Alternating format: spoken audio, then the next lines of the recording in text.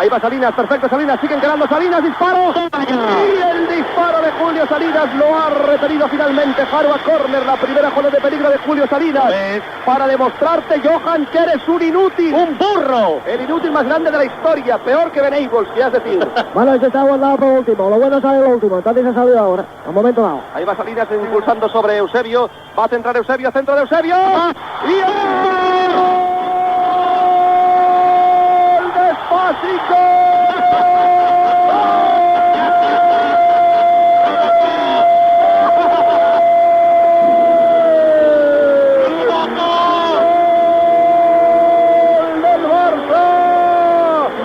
Este tío de imbécil le dice que marcara, pero al revés, cojones.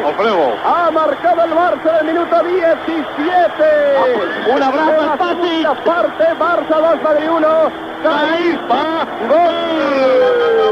Caispa, gol.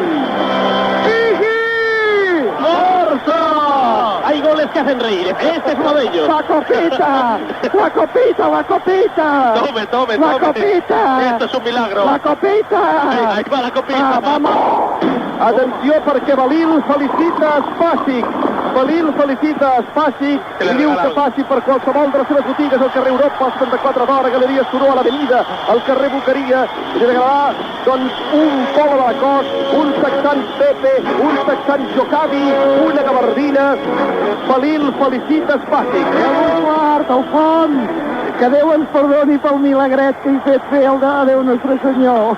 Escolti, pare. Ai, que ho he vist! Ai, que ho he vist! Ho ha fet molt bé, Veu com és molt maco això, al fons. Momentito que hay una falta peligrosa. Tubi que va hacia atrás. Bueno, es que hay goles que hacen reír primero, porque lo de Spàssic es realmente absurdo. O sea, podía hacer lo que quisiera, pero tirarla adentro, pero además detrás no había nadie. Y aparte que ha rematado, tal como ha puesto la cabeza, era imposible que fuera a otro sitio que no dentro de la portería. Alfonso, de todas maneras, si yo fuera Jaro, hoy me suicidaba. Sí. Porque los goles que le están colando son de lo más tonto que hay. Sí, ahora, pero pobre hombre, el Milán y este sí. es fácil. Pero pobre hombre, ha hecho una parada buena, tiro de Julio Salinas. Sí, y verdad. la jugada siguiente viene el inútil de Spàssic y la tira adentro.